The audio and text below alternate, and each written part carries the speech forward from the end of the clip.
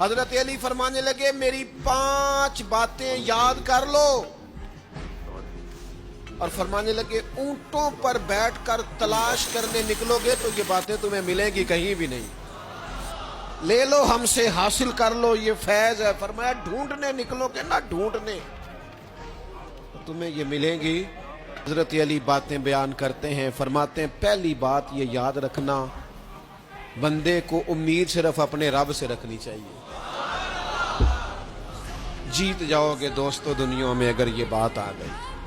بچ جاؤ گے، دل ٹھنڈا رہے گا، بے قراریاں بے چینیاں پریشانیاں جان چھوڑ جائیں، امید صرف اپنے رب سے رکھو۔ حضرت مولا علی شیر خدا رضی اللہ تعالیٰ عنہ دوسری بات بیان کرتے ہیں، فرماتے ہیں اپنے گناہوں سے ڈرا کرو۔ تم غریب ہونے سے ڈرتے ہو، تم تنگ دستی سے ڈرتے ہو،